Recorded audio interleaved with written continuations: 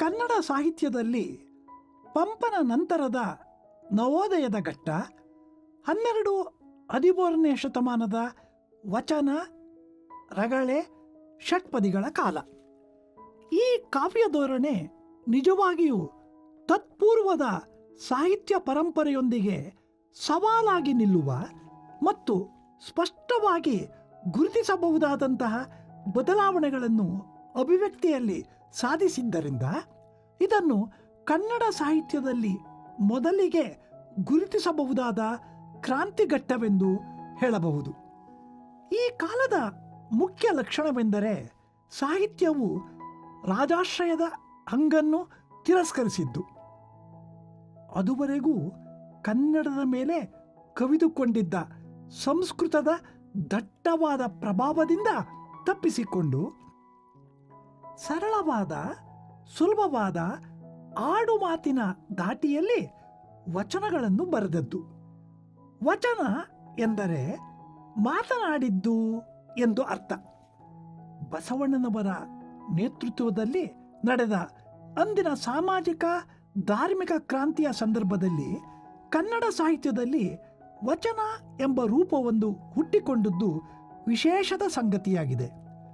ಈ ಬಗೆಯ ವಚನ ರಚನೆ ಬಸವಣ್ಣನವರಿಗಿಂತ ಹಿಂದೆಯೇ ದೇವರ ದಾಸಿಮಯ್ಯನಿಂದ ಪ್ರಾರಂಭವಾಗಿತ್ತಾದರೂ ಅದು ಸಮೃದ್ಧವಾಗಿ ಬೆಳೆದದ್ದು, ವೈವಿಧ್ಯತೆಯನ್ನು ಪಡೆದದ್ದು ಬಸವಣ್ಣನವರ ಕಾಲದಲ್ಲಿಯೇ. ಬಸವಣ್ಣನ ಸಮಕಾಲೀನರಾದ ಅಲ್ಲಮಪ್ರಭು, ಸಿದ್ದರಾಮ, ಚೆನ್ನಬಸವ, ಅಕ್ಕಮಹಾದೇವಿ ಇವರು ಪ್ರಮುಖರಾದ ವಚನಕಾರರೆನ್ನಬಹುದು. ಇವರಲ್ಲದೆ ಇನ್ನೂ ಅನೇಕರು ವಚನಗಳನ್ನು ಬರೆದಿದ್ದಾರೆ. ಮೂಲತಃ ವಚನ ಸಾಹಿತ್ಯ ವಿದ್ವಾಂಸರ ಬರವಣಿಗೆಯಲ್ಲ.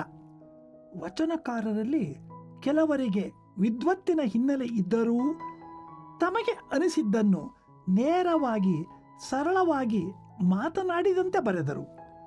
ಈ ವಚನ ರಚನೆಯಲ್ಲಿ ಪಾಲುಗೊಂಡವರು ಅಂದಿನ ಸಮಾಜದ ವಿವಿಧ ಸ್ತರಗಳಿಂದ ಬಂದ ಜನ.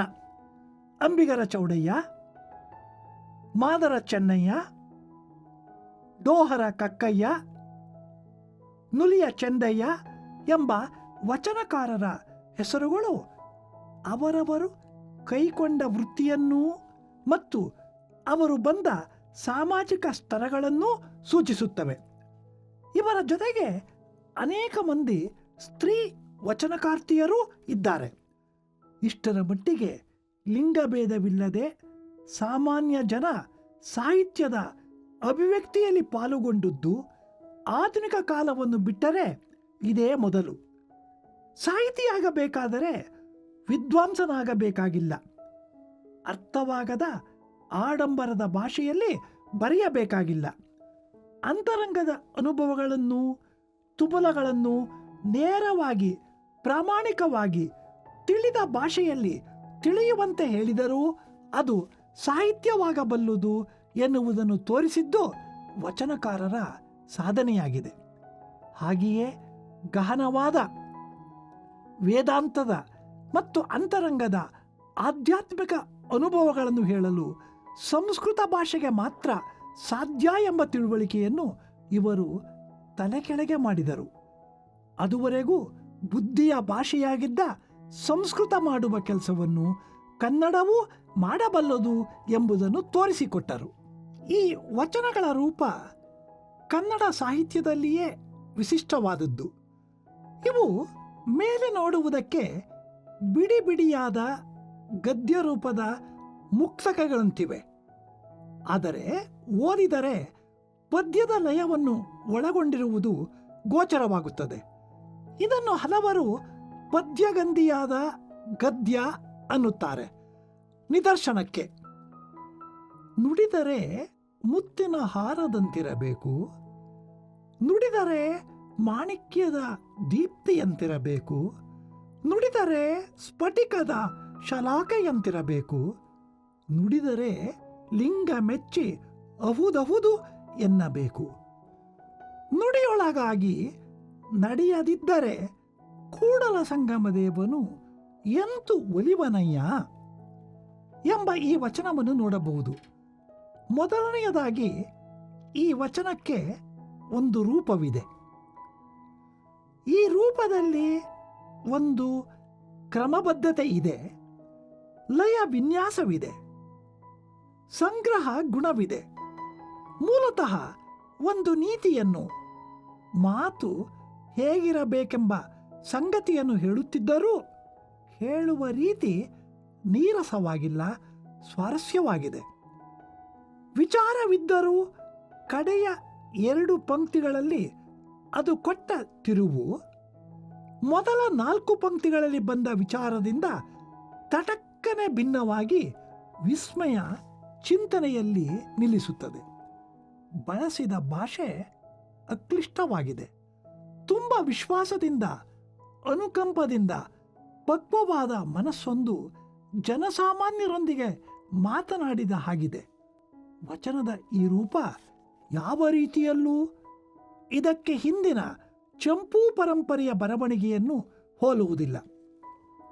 ಹಿಂದಿನ ಪರಂಪರೆಯೊಂದಿಗೆ ಸಂಬಂಧವೇ ಇಲ್ಲವೇನೋ ಅನ್ನುವಷ್ಟರ ಮಟ್ಟಿನ ತಾಟಸ್ಥ್ಯದಿಂದಲೇ ಹಿಂದಿನ ಬರಹದ ರೀತಿಯನ್ನೇ ತಿರಸ್ಕರಿಸುತ್ತದೆ, ಭಾವದಲ್ಲಿ ಮತ್ತು ಭಾಷೆಯಲ್ಲಿ.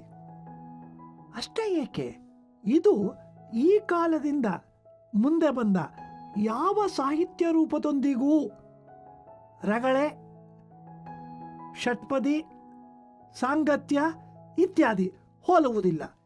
ಹೀಗಾಗಿ ಕನ್ನಡ ಸಾಹಿತ್ಯ ಪರಂಪರೆಯಲ್ಲಿಯೇ ಒಂದು ದ್ವೀಪ ಸಂಭವದಂತೆ ತೋರುತ್ತದೆ ಈ ವಚನ ಪ್ರಕಾರ. 12ನೇ ಶತಮಾನ ವಚನ ಸಾಹಿತ್ಯದ ಸುವರ್ಣಯುಗ. ಬಸವಾದಿಗಳ ನಂತರ ಮತ್ತೆ ವಚನ ರಚನೆ ಇದೇ ಪ್ರಮಾಣದಲ್ಲಿ ಹಾಗೂ ಸತ್ವದಲ್ಲಿ ಮುಂದುವರಿಯಲು ಸಾಧ್ಯವಾಗಲಿಲ್ಲ. 13ನೇ ಶತಮಾನದ ಕಡೆಯ ಭಾಗದಲ್ಲಿ ಮಹಮ್ಮದೀಯರ ದಾಳಿಯಿಂದ ಇಡೀ ದಕ್ಷಿಣ ಭಾರತವೇ ಅಲ್ಲೋಲ ಕಲ್ಲೋಲವಾದದ್ದು ಒಂದು ಕಾರಣವಾದರೆ, ಬಸವಣ್ಣನವರಂತಹ ವ್ಯಕ್ತಿತ್ವಗಳು ಅವರ ಉತ್ತರಾಧಿಕಾರಿಗಳಾಗಿ ಇರದೇ ಹೋದದ್ದು ಇನ್ನೊಂದು ಕಾರಣವೆನ್ನಬಹುದು. ಮುಂದೆ 15ನೇ ಶತಮಾನದ ಪ್ರೌಢದೇವರಾಯನ ಕಾಲದಲ್ಲಿ 101 ವಿರಕ್ತರು ಮತ್ತು ಅವರ ಸಮಕಾಲೀನ ವಿದ್ವಾಂಸರು ದಿಕ್ಕುಪಾಲಾಗಿದ್ದ ವಚನ ವಾಂಗ್ಮಯವನ್ನೆಲ್ಲ ಸಂಗ್ರಹಿಸುವ, ಸಂಕಲಿಸುವ ಹಾಗೂ ವ್ಯಾಖ್ಯಾನಿಸುವ ಕಾರ್ಯವನ್ನು ಕೈಗೊಂಡು ಒಂದು ರೀತಿಯಲ್ಲಿ ವಚನ ಸಾಹಿತ್ಯವನ್ನು ಉಳಿಸಿ ವ್ಯವಸ್ಥೆಗೊಳಿಸಿದರು. ಬಸವಣ್ಣನವರ ಕಾಲದ ನೆರಳಿನಂತೆ ಕಾಣಿಸಿಕೊಳ್ಳುವ ವಚನ ವಾಂಗ್ಮಯದ ಪುನರುಜ್ಜೀವನ ನಡೆದದ್ದು ಮತ್ತೆ 15ನೇ ಶತಮಾನದ ಉತ್ತರಾರ್ಧದಲ್ಲಿ. ಎಡೆಯೂರಿನ ಸಿದ್ಧಲಿಂಗ ಯತಿಗಳಿಂದ ಬಸವಣ್ಣನವರಂಥ ಆಧ್ಯಾತ್ಮಿಕ ಸತ್ವವನ್ನುಳ್ಳ ಇವರು ಸಾಕಷ್ಟು ವಚನಗಳನ್ನು ಬರೆದಿದ್ದಾರೆ. ಆದರೆ ಈ ವಚನ ರಚನೆ ಬಸವಾದಿಗಳ ಪರಂಪರೆಯನ್ನು ಅತ್ಯಂತ ಶ್ರದ್ಧೆಯಿಂದ ಮುಂದುವರಿಸುವ ರೂಪದ್ದಾಗಿದೆಯೇ ಹೊರತು ಮತ್ತೆ ಬೇರೆ ಅಲ್ಲ. ಹೀಗೆ 12, 15ನೇ ಶತಮಾನಗಳಲ್ಲಿ ಕನ್ನಡದಲ್ಲಿ ಕಾಣಿಸಿಕೊಂಡ ಈ ವಚನ ಪರಂಪರೆ ಹೊಸಗನ್ನಡ ಸಾಹಿತ್ಯದ ಮುಖ್ಯ ಪ್ರೇರಣೆಗಳಲ್ಲಿ ಒಂದಾಗಿದೆ ಎಂಬುದು ಮಹತ್ವದ ಸಂಗತಿಯಾಗಿದೆ. ಹೊಸಗನ್ನಡದಲ್ಲಿ ಎಸ್.ವಿ. ರಂಗಣ್ಣನವರ ರಂಗಭಿನ್ನಪ್ಪ, ಎಸ್.ವಿ. ಪರಮೇಶ್ವರ ಭಟ್ಟರ ಉಪ್ಪು ಕಡಲು, ಸಿದ್ದಯ್ಯ ಪುರಾಣಿಕರ ವಚನೋದ್ಯಾನ ಈ ಮಾದರಿಯ ಬರಹಗಳಾಗಿವೆ. ಇದಕ್ಕಿಂತ ಮಿಗಿಲಾಗಿ ವಚನಗಳ ಮುಕ್ತ ರೂಪ ಹೊಸಗನ್ನಡಕ್ಕೆ 2ನೆಯ ತಿರುವನ್ನು ತಂದ ನವ್ಯ ಕಾವ್ಯದ ರೂಪಾಂಶಕ್ಕೆ ಪ್ರೇರಣೆಯಾಗಿದೆ.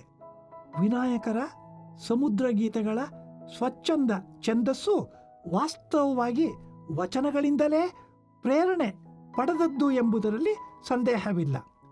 ಕನ್ನಡದ ನವ್ಯ ಕಾವ್ಯ ರೂಢಿಸಿಕೊಂಡ ಮುಕ್ತ ಛಂದಸ್ಸು ಎಂಬುದು ಕೂಡ ವಚನಕಾರರ ಪ್ರಯೋಗಗಳಿಗೆ ಋಣಿಯಾಗಿದೆ. ಹೀಗೆ 12ನೇ ಶತಮಾನದ ಅಪೂರ್ವವಾದ ಈ ವಚನವೆಂಬ ರೂಪ ತನ್ನ ಕಾಲದ ನಂತರದ ರಗಳೆ, ಷಟ್ಪದಿ ಸಾಹಿತ್ಯದ ಮೇಲೆ ತಕ್ಕಷ್ಟು ಪ್ರಭಾವವನ್ನು ಬೀರಿ 15ನೇ ಶತಮಾನದಲ್ಲಿ ಮತ್ತೆ ಹೊಳೆದು 20ನೇ ಶತಮಾನದ ಸಾಹಿತ್ಯಕ್ಕೂ ಪ್ರೇರಣೆಯಾಗಿದೆ. ಜಗತ್ತಿನ ಸಾಹಿತ್ಯದಲ್ಲಿ ವಚನಗಳನ್ನು ಹೋಲುವ ರೂಪ ಕಡಿಮೆ, ಕನ್ನಡದಲ್ಲಿಯಂತೂ ಅಪೂರ್ವ.